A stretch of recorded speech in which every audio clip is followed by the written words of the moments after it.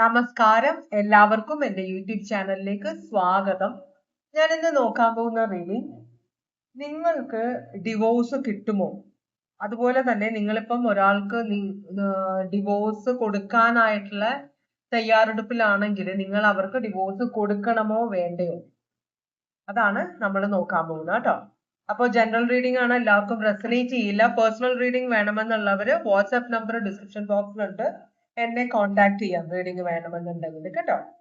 അപ്പോൾ നമ്മള് ഓറക്കൽ മെസ്സേജിലേക്കാണ് പോകുന്നത്. ഭഗവാനെ ഓം നമ ശിവായ, ഓം നമ ശിവായ, ഓം നമ ശിവായ, ഓം നമ ശിവായ, ഓം നമ ശിവായ, ഓം നമ ശിവായ, ഓം നമ ശിവായ, ഓം നമ ശിവായ, ഓം നമ ശിവായ, ഓം നമ ശിവായ, ഓം നമ ശിവായ, ഓം നമ ശിവായ, ഓം നമ ശിവായ, ഓം നമ ശിവായ, ഓം നമ ശിവായ, ഓം നമ ശിവായ, ഓം നമ ശിവായ, ഓം നമ ശിവായ, ഓം നമ ശിവായ. ഒരു കാർഡാണ് മറിഞ്ഞിട്ടുള്ളത്. വേറെ ഒന്നും കൂടെ നോക്കാം, എന്തെങ്കിലും കാർഡ് വരുമോന്ന്. ഒരു കാർഡ് വരുമ്പോ അത് വളരെ ആലോചിച്ച് ഏറ്റവും പെർഫെക്റ്റ് ആയ ഒരു കാർഡാണ് അയക്കുക. ഇതിനകത്ത് ഈ കാർഡ് പറയുന്നത് നിങ്ങളൊരു ക്രോസ് റോഡ് എന്നാണ് പറഞ്ഞത്. ക്രോസ് റോഡ് എന്ന് പറഞ്ഞാൽ വഴിത്തിരിവ് എന്ന് വെച്ചാല് വഴി, നിങ്ങളുടെ ജീവിതത്തിന്റെ നിങ്ങൾ പോകുന്ന വഴി രണ്ടായിട്ട് തിരിയുന്നു. അപ്പൊ നിങ്ങൾക്ക് വലത്തേക്ക് പോകണോ ഇടത്തേക്ക് പോകണോ എന്ന് ഒരു പിടുത്തവും ഇല്ല. അപ്പൊ നിങ്ങള് അവിടെ വന്ന് ജംഗ്ഷനിൽ ഇങ്ങനെ വന്ന് നിൽക്കുകയാണ്, എങ്ങോട്ട് പോകണം എന്നറിയാതെ. അപ്പൊ അതുകൊണ്ട് തന്നെ നിങ്ങൾ ദൈവത്തിന്റെ സഹായം തേടണം, നിങ്ങൾ ദൈവത്തിനോട് പ്രാർത്ഥിക്കണം. നിങ്ങൾക്ക് നിങ്ങളുടെ ഭാവിക്ക് നല്ലതായ വഴി ഏതാണ് എന്ന് തിരഞ്ഞെടുക്കാൻ വേണ്ടിയിട്ട് ആ കാർഡാണ് ഇവിടെ വന്നിരിക്കുന്നത്. ഒരാളുടെ ജീവിതത്തിൽ ഡിവോഴ്സ് എന്ന് പറഞ്ഞത് ഒരു വഴിത്തിരിവാണ്. ചില സമയത്ത് നമ്മള് തീരുമാനിക്കേണ്ട കാര്യങ്ങൾ നമ്മൾ തീരുമാനിക്കാതെ ഇരിക്കുമ്പോൾ അത് യൂണിവേഴ്സ് ആയിട്ട് തീരുമാനിക്കുന്നതാണ് വഴിത്തിരിവായിട്ട് വരിക. മനസ്സിലായോ? അപ്പൊ ഡിവോഴ്സും ഒക്കെ അതുപോലെ തന്നെയാണ്. നിങ്ങളുടെ ജീവിതം ഡിവോഴ്സ് കഴിഞ്ഞാൽ പിന്നെ രണ്ടുപേരുടെയും ജീവിതം നേരത്തെ പോലെ ജീവിതമല്ല, വേറെ ഒരു തരത്തിലെ ജീവിതമായിട്ട് മാറുകയാണ്. നല്ലതോ ചീത്തയോ എന്തുമായിക്കോട്ടെ, പക്ഷെ മുമ്പ് നിങ്ങൾ ജീവിച്ച പോലെയുള്ള ജീവിതമായിരിക്കില്ല, ചിന്താഗതി ആയിരിക്കില്ല, മാനസികാവസ്ഥ ആയിരിക്കില്ല പിന്നീട്. അപ്പൊ നിങ്ങളുടെ ജീവിതം കംപ്ലീറ്റ് ആയിട്ട് മാറുകയാണ്. അതുകൊണ്ടാണ് വഴിത്തിരിവ്. അപ്പൊ അങ്ങനെ ഒരു തീരുമാനം എടുക്കേണ്ട സമയത്ത് നമ്മൾക്ക് ദൈവത്തിന്റെ സഹായം വേണം. കാരണം ഏതാണ് ശരിയായ വഴി എന്ന് നമുക്ക് അറിയില്ലല്ലോ. അതുകൊണ്ട് കേട്ടോ, അതുകൊണ്ടാണ് നിങ്ങളോട് ദൈവത്തിനോട് പ്രാർത്ഥിക്കണമെന്ന് പറയുന്നത്. നമുക്ക് ഇനി ടാരോ റീഡിങ്ങിലേക്ക് പോകാം. നിങ്ങളുടെ റിലേഷൻഷിപ്പിന്റെ ഇപ്പോഴത്തെ അവസ്ഥ എന്താണെന്നാണ് നമ്മൾ ആദ്യം നോക്കുന്നത്. ഇപ്പൊ ഡിവോഴ്സ് വരെ എത്തി നിൽക്കുകയാണ് നിങ്ങൾ. എന്താണ് നിങ്ങളുടെ റിലേഷൻഷിപ്പിന്റെ ഇപ്പോഴത്തെ അവസ്ഥ?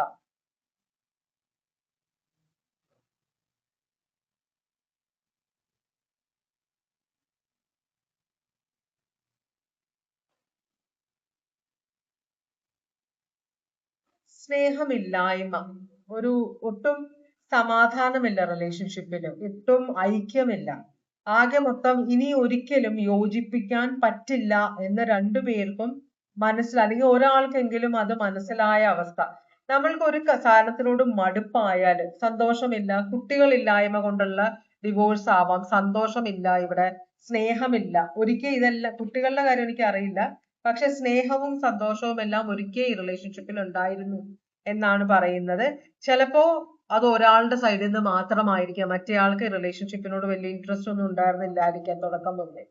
എന്തായാലും ഇവിടെ ലിയോ സോഡിയാക് സൈൻ ആണ് കാണിക്കുന്നത്. അപ്പോ ഒട്ടും ഒരു സന്തോഷമില്ല, മുമ്പോട്ട് ഇനി പോകാൻ പറ്റില്ല. നമുക്കൊരു സാധനം മടുത്തു കഴിഞ്ഞാല് പിന്നെ അവിടെ നിന്ന് കഴിഞ്ഞാല് വെറുതെ വഴക്കുണ്ടാകും, ബഹളം ഉണ്ടാവും. അത് ഒരാളുടെ ജീവിതം അവസാനിപ്പിക്കുന്ന അവസ്ഥ വരെ ചിലപ്പോൾ എത്താൻ വഴിയുണ്ട്. കാരണം വയലന്റ് ആയിപ്പോയി.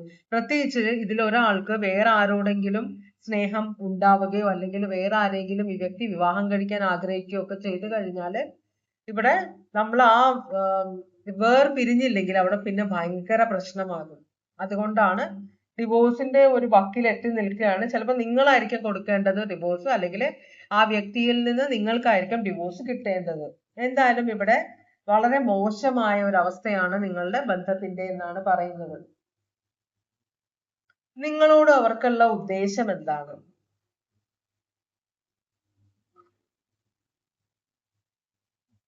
അവർക്ക് നിങ്ങളോടുള്ള ഇപ്പോഴത്തെ ഉദ്ദേശം എന്താണ്? അതാണ് നമ്മൾ നോക്കുന്നത്.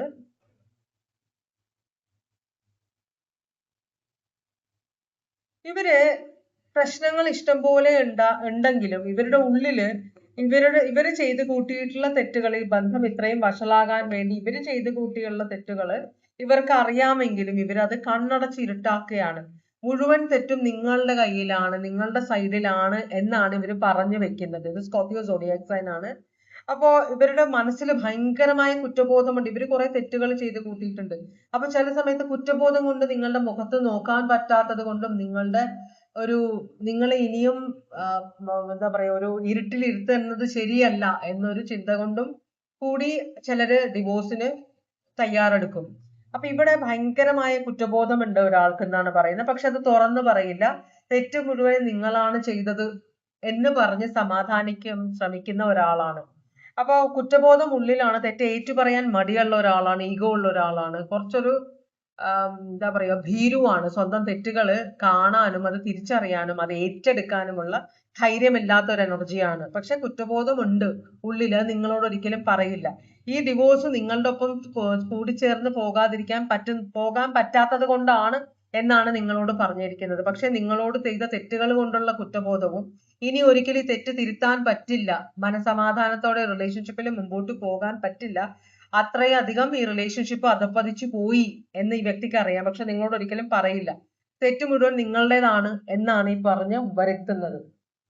അങ്ങനെയാണെങ്കിൽ എന്താണ് നിങ്ങളോടുള്ള ശരിക്കുമുള്ള ഫീലിങ്സ്? എന്താണ് ഈ വ്യക്തിക്ക് നിങ്ങളോട് ശരിക്കുമുള്ള ഫീലിങ്സ് എന്താണ്?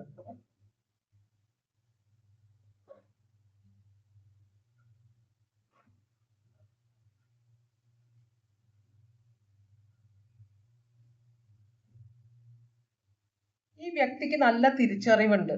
ഹൈ പ്രീസ്റ്റസ് ആണ് വന്നിരിക്കുന്നത്. പക്ഷേ അതുപോലെ തന്നെ നമ്മൾ വിചാരിക്കും ചിലർക്ക് തെറ്റ് ചെയ്താൽ അവർക്ക് മനസ്സിലാകില്ല എന്ന് വിചാരിക്കും. പക്ഷേ ഈ വ്യക്തിയുടെ ഏറ്റവും എന്താ പറയാ, തെറ്റുകൾ ഏറ്റവും അധികം മനസ്സിലാകുന്നത് ഈ വ്യക്തിക്ക് തന്നെയാണ്. അതിൽ കുറ്റബോധം ഉണ്ടാകുന്നതും ഈ വ്യക്തിക്ക് തന്നെയാണ്. പക്ഷേ അത് തുറന്നു പറയാനുള്ള അത്ര വലിപ്പം ഈ വ്യക്തിയുടെ മനസ്സിനില്ല. മനസ്സിലായോ? നമ്മൾ തെറ്റ് ഏറ്റു പറഞ്ഞ മാപ്പ് ചോദിക്കുക. ഇനി നമുക്ക് ഈ റിലേഷൻഷിപ്പിൽ പോകാൻ പറ്റില്ല, കാരണം ഞാൻ അത്രയും തെറ്റ് ചെയ്തിട്ടുണ്ട് എന്ന് ഈ വ്യക്തി മനസ്സിൽ പറയുമ്പോഴും നിങ്ങളോട് ഏറ്റു പറയുന്നില്ല. നിങ്ങൾ ഇപ്പോഴും ഇരുട്ടിലാണ്. നിങ്ങൾക്ക് ചിലപ്പോൾ അറിയില്ല ഇതെന്താണ് ഇവിടെ പ്രശ്നം ഉണ്ടായത്, എന്തുകൊണ്ടാണ് റിലേഷൻഷിപ്പ് ഇത്രയും വഷളായി പോയതെന്ന് ചിലപ്പോൾ നിങ്ങൾക്ക് അറിയില്ലായിരിക്കും. നിങ്ങൾ അറിയാൻ ആഗ്രഹിക്കുന്നുണ്ട്, ഈ വ്യക്തിയോട് ചോദിക്കുന്നുണ്ട്. പക്ഷെ ഈ വ്യക്തി നിങ്ങൾക്ക് മറുപടി തരുന്നില്ല. അവിടെ ഇവിടെയും തൊടാതെയും നിങ്ങളെ കുറ്റപ്പെടുത്തിയാണ് സംസാരിക്കുന്നത്. അങ്ങനത്തെ ഒരു എനർജിയാണ് ഇവിടെ, വെർഗോ പൈസസ് ആണ് ഇവിടെ കാണിക്കുന്നത്. ഇവര് ഉള്ളിൽ ഇവർക്ക് അവർക്ക് മനസ്സിലാകുന്നുണ്ട് ഇവർ ചെയ്ത തെറ്റുകള്. പക്ഷെ അതങ്ങോട്ട് അവർക്ക് തന്നെ ആക്സെപ്റ്റ് ചെയ്യാൻ ഒരു മടിയില്ലേ. ഇവരുടെ വിചാരം നമ്മളെ തെറ്റുകൾ നമ്മൾ തിരിച്ചറിയുകയും നമ്മളത് ആക്സെപ്റ്റ് ചെയ്യുകയും മറ്റുള്ളവരോട് നമ്മൾ കുറ്റസമ്മതം നടത്തുകയും ചെയ്യുന്നത് അത് ഭയങ്കരമായിട്ടുള്ള ഒരു വീക്ക്നെസ് ആണ്.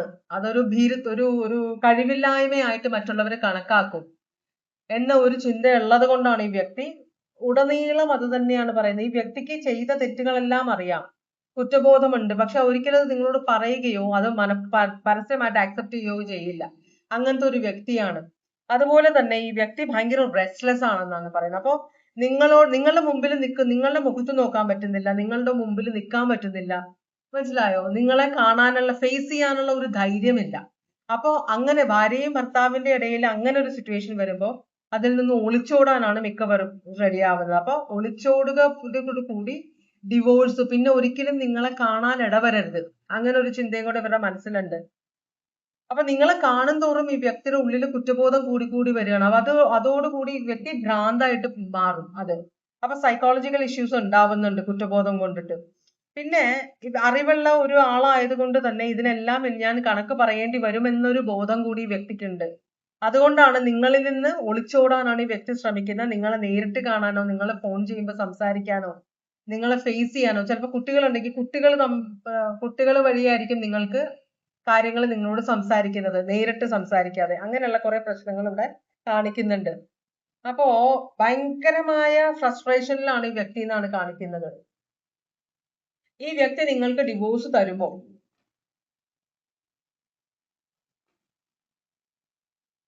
ഈ ഒരു അവസ്ഥയിലും ഡിവോഴ്സിനെ കുറിച്ച് നിങ്ങൾ സംസാരിച്ചിട്ടുണ്ടോ, അല്ലെങ്കിൽ വെറുതെ പറഞ്ഞതാണോ, അതോ നിങ്ങളാണോ ഇവിടെ ഡിവോഴ്സ് ആഗ്രഹിക്കുന്നത്? എന്തായാലും നമുക്ക് ചോദിക്കാം, ഡിവോഴ്സ് തരുമോ ഈ വ്യക്തി? ഇവിടെ യെസ് ആണ് പറയുന്നത്. ഈ വ്യക്തി നിങ്ങളുമായിട്ട് ബന്ധം വേർപെടുത്താൻ തയ്യാറെടുക്കും. Wheel of fortune. ഈ വ്യക്തി പറയുന്നത് ഇനി ഇങ്ങനെ കണ്ടിന്യൂ ചെയ്യാൻ പറ്റില്ല, ഇതിനൊരു അവസാനം വേണം, എനിക്കൊരു പുതിയ തുടക്കം വേണം, അല്ലെങ്കിൽ എനിക്ക് ഈ തെറ്റുകള് ഉള്ള പ്രായശ്ചിത്തം, നിങ്ങളുമായിട്ടുള്ള പ്രായശ്ചിത്തം, മനസ്സിലായോ? മനസ്സൊന്ന് നേരെ ആവണം. ഈ തെറ്റുകളെല്ലാം സ്വയം ഏറ്റെടുത്തിട്ട് പിന്നെ ഈ വ്യക്തി എന്താണ് ചെയ്യാൻ പോകുന്നത് എനിക്കറിയില്ല. ഇവിടെ എന്തായാലും ലവേഴ്സ് റിവേഴ്സ് ആണ് വന്നിരിക്കുന്നത്. അപ്പോ ഇതിനകത്ത് ഒരു തരത്തിലും അഡ്ജസ്റ്റ് ചെയ്യാൻ പറ്റില്ല. അതുകൊണ്ട് തന്നെ ഞാൻ ഈ തെറ്റുകള് നിങ്ങളോട് പറയില്ല. അത് വേറെ കാര്യം, ഈഗോ ആണ്. പിന്നെ അതൊരു ബലഹീനതയായിട്ട് കണക്കാക്കുമെന്ന് പറഞ്ഞാൽ നിങ്ങളോട് പറയില്ല. പക്ഷെ ഈ വ്യക്തി മുമ്പോട്ട് ജീവിക്കാൻ ആഗ്രഹിക്കുന്നുണ്ട്, നിങ്ങളുടെ കൂടെയല്ല. മനസമാധാനത്തോടെ ജീവിക്കാൻ ആഗ്രഹിക്കുന്നുണ്ടെന്നാണ് പറയുന്നത്. ഇവിടെ നിങ്ങളുടെ കയ്യിൽ തെറ്റേയില്ല, നിങ്ങളുടെ സൈഡിൽ തെറ്റേയില്ല. നിങ്ങൾ ഈ വ്യക്തിയുമായിട്ട് ഡിവോഴ്സ് ചെയ്യാൻ ആഗ്രഹിക്കുന്നില്ല കേട്ടോ. പക്ഷേ ഈ വ്യക്തി നിങ്ങൾക്ക് ഡിവോഴ്സ് തരാൻ ആഗ്രഹിക്കുന്നത് അതെന്താണ്? കുറ്റബോധം കൊണ്ടാണ് ഈ വ്യക്തി നിങ്ങളുമായിട്ട് അകന്ന് ജീവിക്കാനും. ഇവിടെ അതുമല്ല, ഈ വ്യക്തിയുടെ മനസ്സിൽ ഇതല്ല എന്റെ റിലേഷൻഷിപ്പ് എന്നൊരു ചിന്ത വരുന്നുണ്ട്, ഒരു സോൾമേറ്റ് കണക്ഷൻ അല്ല ഇത് എന്ന് വിചാരിക്കുന്നുണ്ട്. അപ്പൊ നിങ്ങളുമായിട്ടുള്ള വിവാഹം നിങ്ങൾക്ക് അത്രയും ഇഷ്ടമില്ലായിരുന്നെങ്കിലും ഈ വ്യക്തി വന്ന് പ്രപ്പോസ് ചെയ്ത് വിവാഹം കഴിച്ചതായിരിക്കാം. അതിപ്പോ ആ തെറ്റിദ്ധാരണയായിരുന്നു എന്റേത്. നിങ്ങളുമായിട്ടുള്ള ശരിക്കും നമ്മൾ തമ്മിൽ ഒരു സോൾമേറ്റ് കണക്ഷനും ഇല്ല, അതിപ്പോഴാണ് എനിക്ക് മനസ്സിലായതെന്നാണ് ഈ വ്യക്തി പറയുന്നത്. അതുകൊണ്ട് തന്നെ ഇനി ഒരു പുതിയ തുടക്കം വേണമെന്ന് പറഞ്ഞിട്ടാണ് നിങ്ങളായിട്ട് ഡിവോഴ്സ് ചെയ്യാൻ പോകുന്നത് കേട്ടോ. അതാണ് വ്യക്തി ചെയ്യുക. അപ്പൊ നിങ്ങൾക്ക് ഡിവോഴ്സ് തരും. ഇനി നിങ്ങളാണ് ഇവിടെ ഡിവോഴ്സ് ആഗ്രഹിക്കുന്നതെങ്കിൽ, നിങ്ങൾ ഡിവോഴ്സ് ഇതിപ്പോ ഈ സിറ്റുവേഷനിലാണെങ്കിൽ തന്നെ ഈ വ്യക്തി നിങ്ങളുമായിട്ട് ഡിവോഴ്സ് തരാൻ ആഗ്രഹിക്കുന്നില്ല എങ്കിൽ നിങ്ങൾ ഈ ഡിവോഴ്സ് കൊടുക്കണോ എന്നാണ് ഇവിടെ. നിങ്ങൾ ഒട്ടും ആഗ്രഹിക്കുന്നില്ല ഡിവോഴ്സ് കൊടുക്കാൻ അല്ലെ? കാർഡൊക്കെ നിങ്ങൾ വലിച്ചെറിഞ്ഞു, തെറിച്ചു പോയി കാർഡുകൾ. ഇവിടെ ഒരു കാർഡേ വരുന്നുള്ളൂ. നിങ്ങൾ ഡിവോഴ്സ് കൊടുക്കണോന്ന് ചോദിക്കുമ്പോ വേണ്ട എന്നാണ് പറയുന്നത്.